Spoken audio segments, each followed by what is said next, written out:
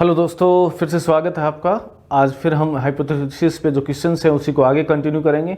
चलिए first question देखते हैं। फर्स्ट क्वेश्चन क्या कह रहा है आपको कि टी टेस्ट जो करते हैं, ठीक है, टी टेस्ट की बात कर रहा है।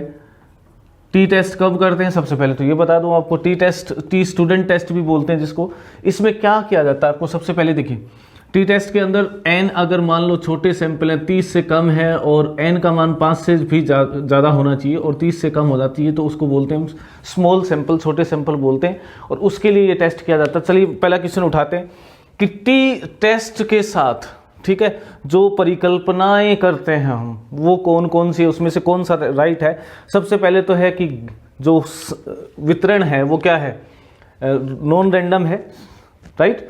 दूसरा क्या है, वितरण का मतलब क्या, डिस्ट्रीब्यूशन है वो क्या है, नॉन सिमेट्रिक है। दूसरा क्या हो सकता है, वितरण में एक से अधिक मॉडल है, यानी बाई मॉडल है, ठीक है। कई बार होता है ना कि 2-3 ही बन जाते हैं, तो ये देखिए ऐसे 2-3 मॉडल आ जाते हैं, तो वो 2 मॉडल वाला है क्या। फिर उसके बाद है वितरण में निरंतर भिन्नता है। वितरण में भिन्नता का मतलब है एक बार कम हो रहा है फिर ज़्यादा हो रहा है फिर कम हो रहा है, ऐसा नहीं है। लास्ट, तो टी स्टूडेंट टेस्ट के लिए लास्ट वाला ऑप्शन क्या कह रहा है आपको, वितरण एक सामान्य वितरण का अनुसरण करता है, यानी नॉर्मल प्रोबेबिलिटी है। तो ये ऑप्शन आपका बिल्कुल करेक्ट है कि टी स्टूडेंट टेस्ट में भी जो है वो नॉर्मल होता है। एक चीज़ और बता दूं दोस्तों आपको कि टी टेस्ट में जो सिग्मा होता है वो 1 से ज़्यादा होता है, ठीक है। अगर हम जेड टेस्ट लेते हैं, ठीक है, जेड टेस्ट की बात करते हैं, जब बड़े सैंपल की बात करते हैं तो उसमें सिग्मा को 1 लिया जाता है, राइट। इसमें सिग्मा का मान 1 से थोड़ा ज़्यादा होता है, याद रखना, राइट।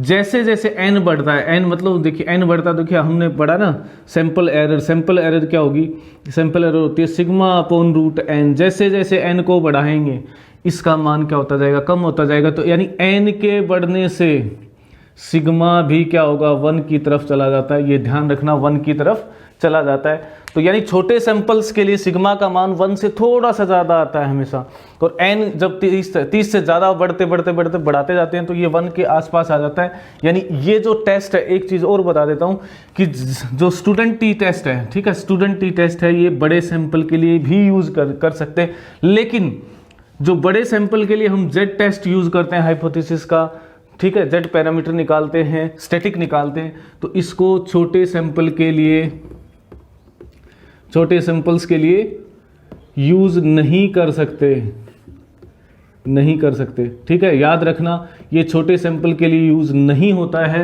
ये बड़े सैंपल के लिए भी यूज किया जा सकता है, यानी टी टेस्ट है। तो टी टेस्ट के लिए एक चीज और याद रखना, देखिए स्टैंडर्ड डेविएशन जब निकालते हैं, स्टैंडर्ड एरर जब निकालते हैं छोटे सैंपल्स के लिए, तो n की जगह n-1 आएगा।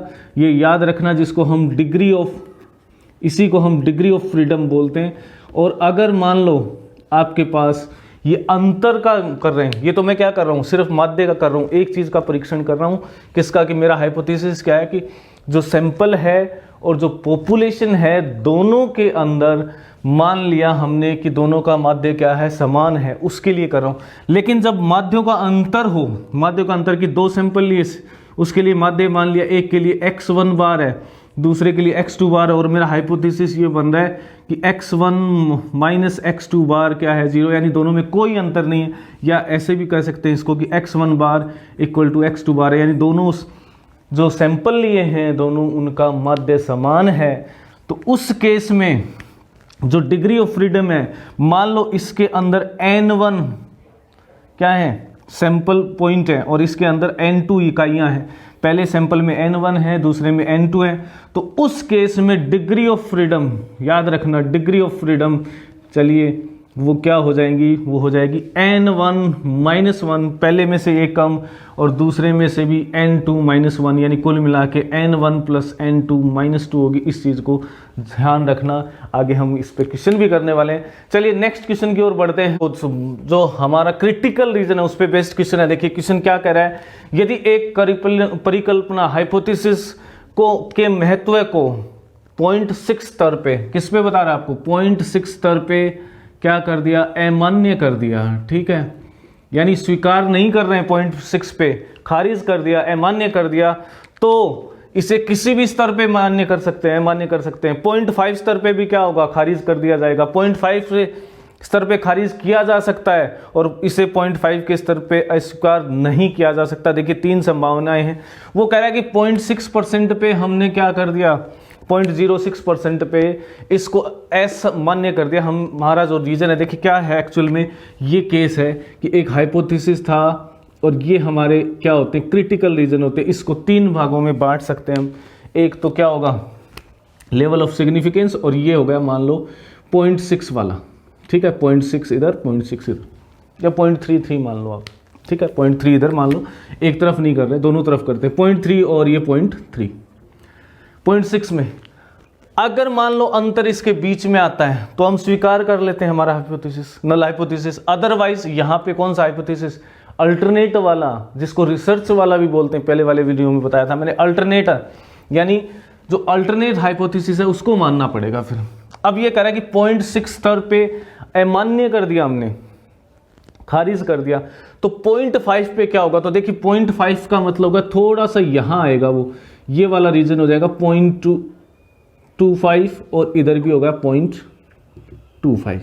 अब संभावनाएं क्या बनी, देखिए एक संभावना तो मेरे पास ये है कि मान लेता हूं मैं कि एक तो जो 0.3 पे तो कैंसिल कर दिया हमने, इसका मतलब इस रीजन में नहीं है, इसके बाहर है, या तो इस तरफ है या इस तरफ है।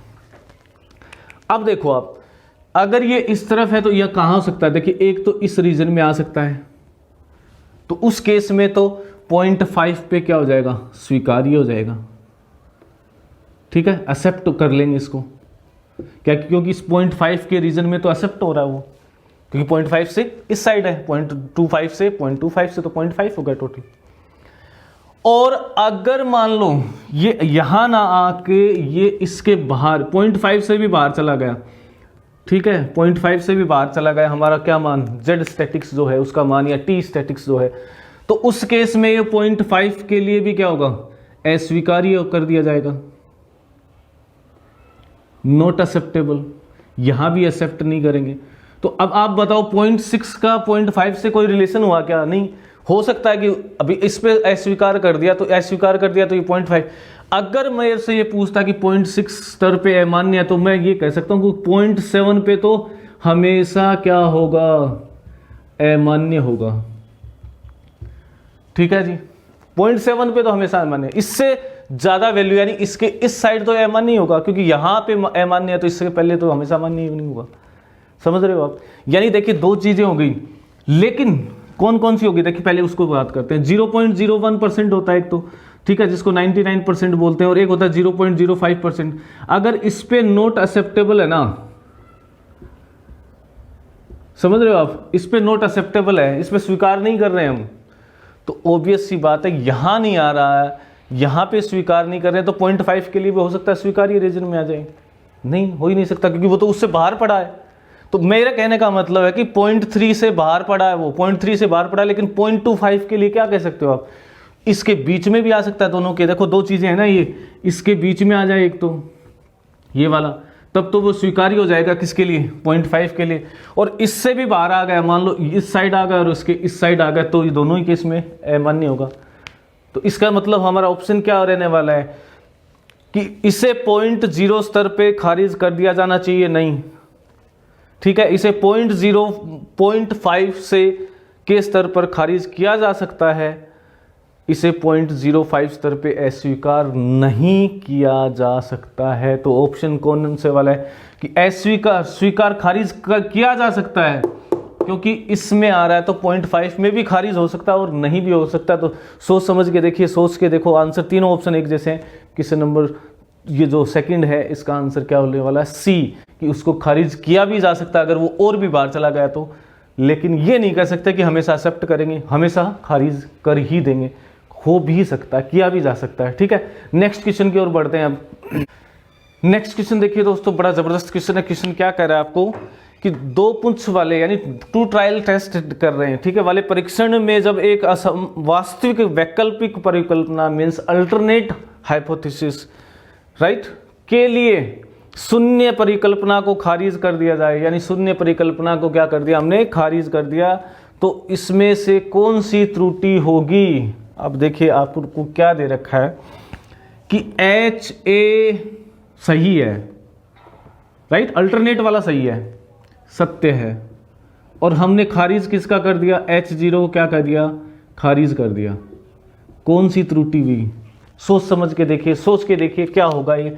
यानी मेरा क्या आ रहा है कि ये तो हमारे क्या होगी, रेंज होती है ना ऐसे, भाई यही तो लेते हैं हम, ये हमारा यहाँ पे अल्टरनेट वाला सही और यहाँ पे H0 सही, सत्य, ठीक है। और इसके बाहर ड्यूटेल है चाहे कुछ भी हो, वो सिंगल हो, तो इसके बाहर इस रीजन के स्वीकार्य क्षेत्र के बाहर क्रिटिकल रीजन में H0 क्या होगा, सॉरी H0 नहीं मान्य होगा, यानी HA सही हो गया, ये रीजन है।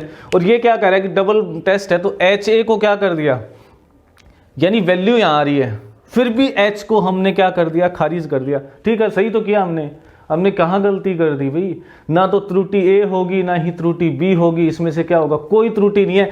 इस रीजन में आए और इसको असत्य मान रहे हैं, बिल्कुल मान रहे हैं H0 को, भाई H0 को तो एक्सेप्ट ही नहीं करेंगे ना उस केस में।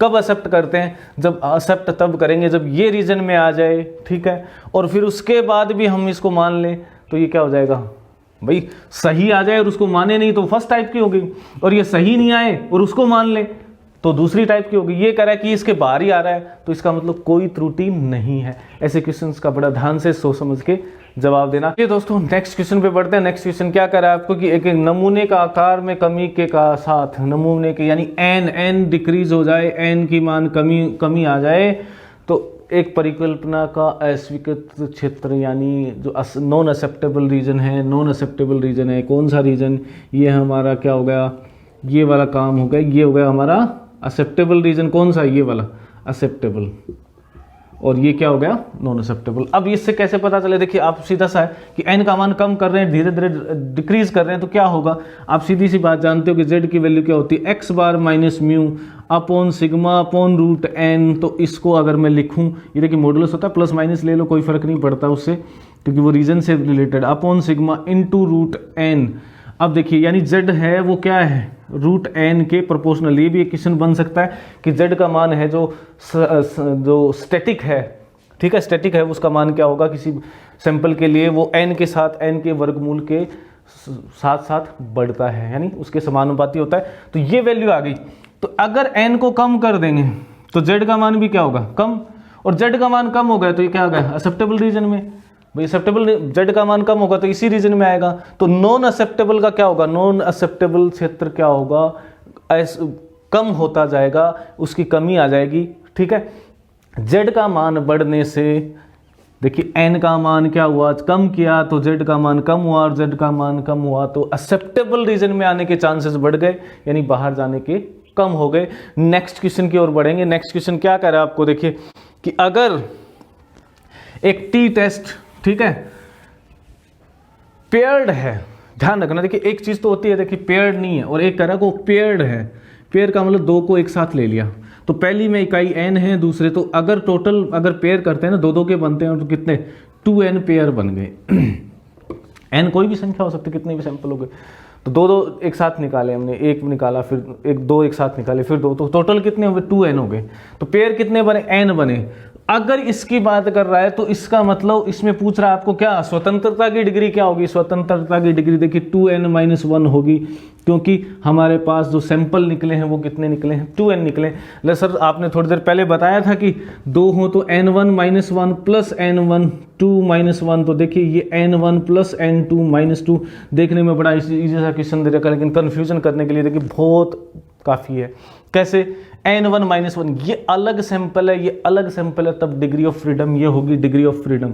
अब यहाँ पे डिग्री ऑफ फ्रीडम मैंने क्या लिखी है कि सर सिर्फ एक बार ही n माइनस कर रहे हो, क्यों, क्योंकि वो पेयर बना रहे हैं, तो पेयर बना रहे हैं तो एक साथ एक निकला, तो पेयर में कितने आइटम निकलेंगे, 2n है तो n ही वो, यानी n पेयर एक साथ निकला ना, दो को एक साथ निकाल रहा हूँ, दो एक चीजें एक साथ उठा रहा हूँ, दो चीजें एक साथ उठा रहा हूँ, तो पेयर बना, और पेयर में बना तो हम क्या करते हैं कि जो टोटल होता है उससे एक कम स्वतंत्रता की डिग्री होती है। यहाँ पे एक कम इसके लिए होगी, पहले सैंपल के लिए ये अलग निकाला हुआ दूसरे सैंपल, इस चीज को ध्यान रखना, बड़ा कंफ्यूजिंग क्वेश्चन बना देते हैं। चलिए नेक्स्ट क्वेश्चन की ओर चलेंगे। नेक्स्ट क्वेश्चन क्या कर रहा है कि एक परीक्षण के मूल्यों के समूह में स्वतंत्रता मूल्यों को क्या कहा जाता है, वो हमें पता है कि डिग्री ऑफ फ्रीडम ही बोलते हैं, जो स्वतंत्र होते हैं। कैसे स्वतंत्र की बात कर रहे हैं, स्वतंत्र की बात कर रहे हैं, देखिए मैं बता दूं आपको कि हमने 10 सैंपल पॉइंट निकालने हैं, 10 सैंपल पॉइंट निकालने, इन पॉइंट्स में से जो स्वतंत्र रूप से निर्धारित किए जा सकते हैं, ठीक है, वो क्या होंगे 10-1 यानी 9। एक क्या होता है भाई, एक ऐसा आइटम है जिस पे सारे डिपेंड कर रहे हैं, तो एक आइटम जो जिस पे डिपेंड कर रहे हैं वो कम कर देते हैं, बाकी स्वतंत्र रूप से आप निर्धारित कर सकते हैं। इसलिए डिग्री ऑफ फ्रीडम क्या होती है, एक कम होती है। अलग अलग सैंपल है तो इसमें भी एक कम होगा, इसमें भी टोटल डिग्री हो जाएगी। अगर पेयर बना रखे तो ये, और आपसे कहते हैं कि 3-3 का सिलेक्शन हुआ तो उस केस में 3n-1 होगी, ध्यान रखना। नेक्स्ट क्वेश्चन की ओर चलते हैं। डिग्री ऑफ फ्रीडम का कंसेप्ट आपको क्लियर हो गया होगा। नेक्स्ट चलिए, नेक्स्ट क्या कह रहा है आपको कि क्वेश्चन क्या कहता है कि अतीत में एक निश्चित, चलिए मैं अच्छे से इसको एक्सप्लेन कर देता हूँ फिर से। क्या कह रहा है आपको क्वेश्चन कि एक एक्सपेरिमेंट किया है, ठीक है, में एक अतीत में एक निश्चित प्रकार की बैटरी के लिए औसत चलने का समय 9.6 घंटे रखा गया। औसत है ना, उसका क्या रखा है आपने 9.6 आवर्स रखा है, ठीक है, बैटरी चल रही है। अब वो क्या कहता है, निर्माता उत्पादन पद्धति में बदलाव पेश करता है कि एक बदलाव करते हैं, चलो इसमें कुछ इंप्रूवमेंट होता कि नहीं, और ये निर्धारित करने के लिए कि एक परिकल्पना परीक्षण है किया गया है और परिणाम स्वरूप चलने का समय बदल गया। देखिए 3। अब जहां मैं हाइपोथेसिस की बात करता हूं, लिखने की बात करता हूं, तो समझिए इस कंसेप्ट को क्या है। वो मैंने कहा कि बदलाव यानी एक तो हो गया चेंज। अब चेंज क्या हो सकता है, 2 तरीके का हो सकता है, देखिए ध्यान से सुनना आप। एक तो इंक्रीज हो सकता है, राइट, एक डिक्रीज हो सकता है, कम हो सकता है समय, एक बढ़ सकता है और एक चेंज हो सकता है। तो इससे हाइपोथेसिस बनाने में क्या फर्क पड़ता है, देखें H0 लिखता हूं पहले तो, तीनों के लिए H0 मीन्स नल हाइपोथेसिस। वो क्या कहेगा कि जो x बार है वो म्यू के बराबर है, या ऐसे लिख दो x बार माइनस म्यू है वो 0, यानी कोई परिवर्तन नहीं होता। ये तो परिवर्तन नहीं होता, ये मानता है, नल हाइपोथेसिस निकला। इसी का टेस्ट करते हैं कि दोनों में कोई परिवर्तन नहीं है, लेकिन हम इसको रिजेक्ट करना चाहते हैं कि नहीं परिवर्तन आ रहा है, दैट्स ऑल। फिर दूसरा देखिए अल्टरनेट क्या बनता है। पहले बात करता हूं मैं इंक्रीज की। इंक्रीज में क्या बनेगा, अल्टरनेट हाइपोथेसिस, ये तो तीनों के लिए सेम रहेगा, H1 भी लिखा होता है कई बार। ये क्या कहेगा, इंक्रीज के लिए कहेगा कि जो x बार है ना वो म्यू से ज्यादा है, बढ़ रहा है, बढ़ता हुआ है, तो ये अल्टरनेट हाइपोथेसिस बनेगा। और जब इसको टेस्ट किया जाएगा तो इसमें कौन सा लेफ्ट वाला टेल, लेफ्ट टेल वाला, देखिए ये वाला एक, ये चीजें सब एक दूसरे से इंटर, ये वाला टेस्ट किया जाएगा, ये होगा अस्वीकार्य क्षेत्र, ठीक है, आप समझ गए, अस्वीकार्य नॉट एक्सेप्टेबल रीजन, ये होगा उस केस में। तो इसका मतलब कौन सा बाएं वाला एक पुछ परीक्षण किया जाएगा, याद रखना परीक्षण कौन सा होगा इसके लिए भी। और जब डिक्रीज हो रहा है तो मैं कहूंगा अल्टरनेट हाइपोथेसिस बनेगा x bar is less than mu, तो पहले से कम हो गया, वो बताएगा। वो कहता है कि जो म्यू का मान है, यानी म्यू क्या दे रखा है यहाँ पे 9.6 ले लो आप, 9.6 ले लीजिए इस केस में, चलिए 9.6। यहाँ क्या कहूँगा मैं कि ये x बार है वो क्या है 9.6 है, इसका एग्जांपल ले लेते हैं। अब कम है तो ये इस साइड का टेस्ट नहीं करेगा, ये किस साइड, कम के लिए मतलब इस तरफ माइनस में, ये वैल्यू 0 लेते हैं हम, z परीक्षण जब करते हैं, z स्टैटिक निकालते हैं, तो इस साइड वाला परीक्षण करेगा और इस साइड वाला परीक्षण करेगा, तो इसको क्या करेंगे, फिर से एक पूछ होगा, लेकिन कौन सा, दाएं वाला होगा। अब देखिए अल्टरनेट हाइपोथेसिस ये बना, और दोनों केस में जब मैं ये कह दूं ना कि चेंज की बात करूं तो अल्टरनेट हाइपोथेसिस बनेगा क्या कि x bar is not equal to mu, जिसको हमने यहाँ क्या ले रखा है 9.6 ले रखा है, राइट, 9.6 ले रखा कि इसका मान इसके बराबर नहीं है। जब बराबर नहीं है तो कौन सा हाइपोथेसिस, कौन सा टेस्ट होगा, डबल टेल्ड जिसको बोलते हैं, दोनों तरफ टेल्ड टेस्ट होगा, डबल टेल्ड टेस्ट किया जाएगा।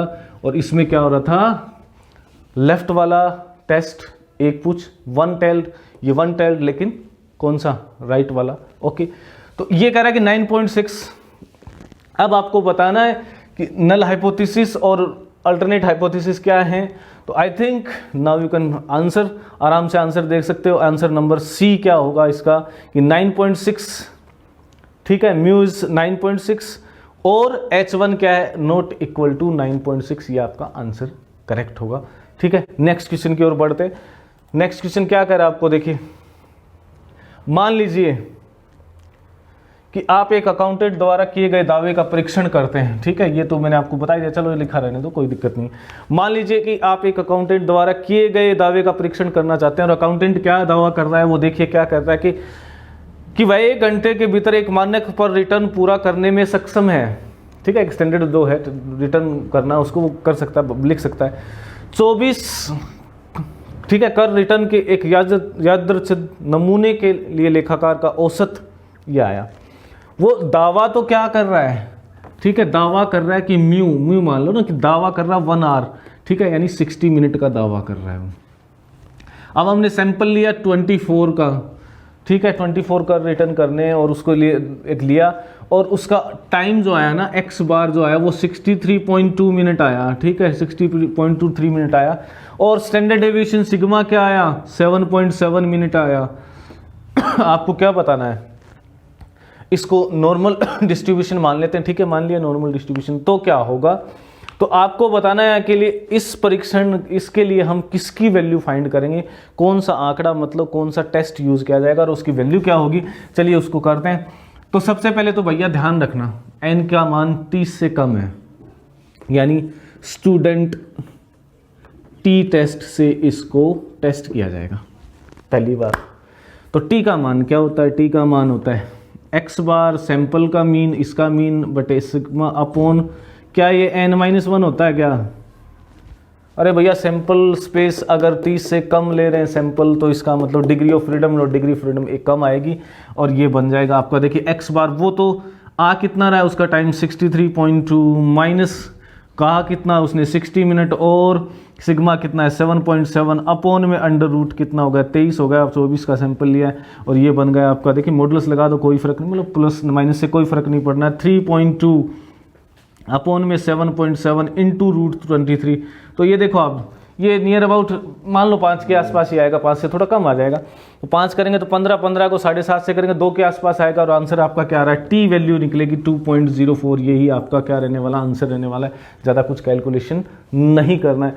I hope you understand the concept. बड़ा इंटरेस्टिंग सा मैंने वीडियो बनाने की कोशिश की। अगर आपको शेयर अच्छा लगा तो प्लीज़ शेयर और लाइक कर दीजिए और चैनल पे बने रहिए। हम ऐसे ही धीरे धीरे टॉपिक्स पे बढ़ते जाएंगे और आपका पूरा कंसेप्ट क्लियर हो जाएगा।